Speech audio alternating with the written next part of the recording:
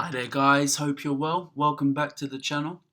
Today I'm going to talk to you about something that I found in this morning's newspaper or online newspaper. It's an article from the Mail Online. It's one that I will often check. I find that they cover stories that maybe not other newspapers will always cover.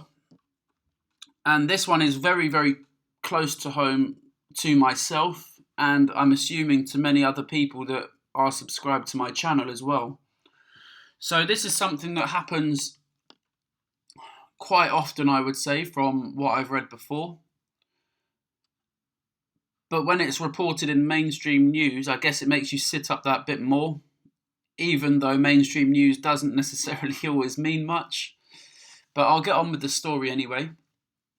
So, British conspiracy theorist 39 is found dead on a sofa in Poland just days after texting his mother to say, "If anything happens to me, investigate." So, a conspiracy theorist texted his mother to say, "If anything happens to me, investigate," just days before his mysterious death. Father of two, Max Spiers. So, I had never heard of him before, but now, if anything, this has roused my curiosity to see, is there something that he's potentially stumbled upon that is groundbreaking, or that people don't want him to have told other people. So I would urge you to do the same thing as well. So, father of two, Max Spiers, 39, was found dead on a sofa in Poland, where he had gone to give a talk about conspiracy theories and UFOs.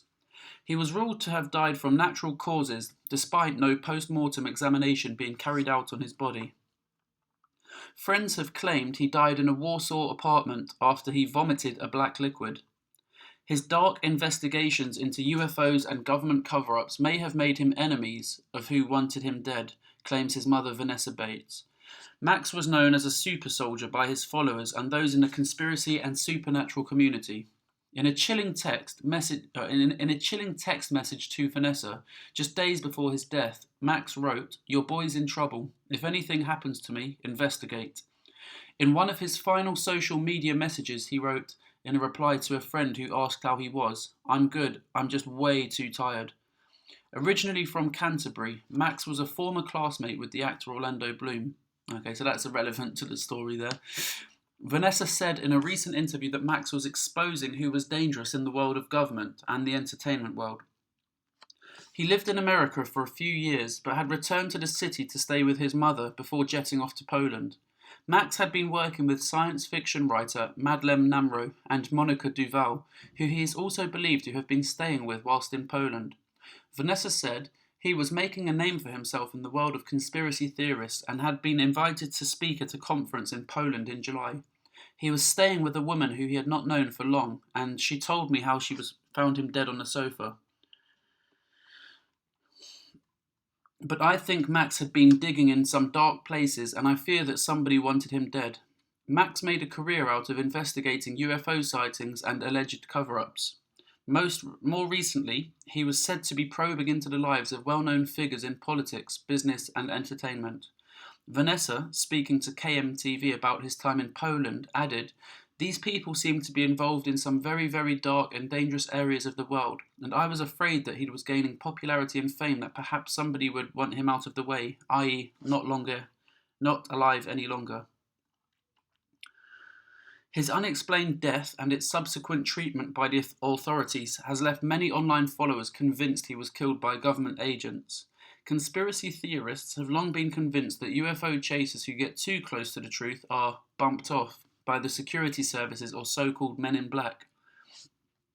On one website, Project Camelot, a blogger wrote, "The entire circumstances are suspicious, and I urge everyone to encourage the release of details about what really happened and call for an autopsy."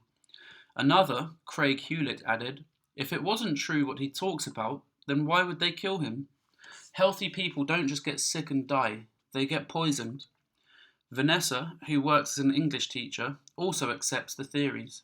She said, "Max was a very fit man who was in good health, and yet he apparently just died suddenly on a sofa. All I have is a death certificate from the Polish authorities that it was from natural causes, but no post-mortem was done, so how could they tell that? They are also refusing to release any paperwork about it because, absurdly, I don't have his written permission. So that is...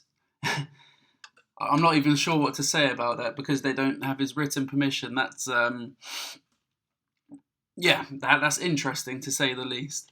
Max worked with the supernatural and conspiracy theory group Bases Project and was due to appear at a conference held in Wiltshire in August.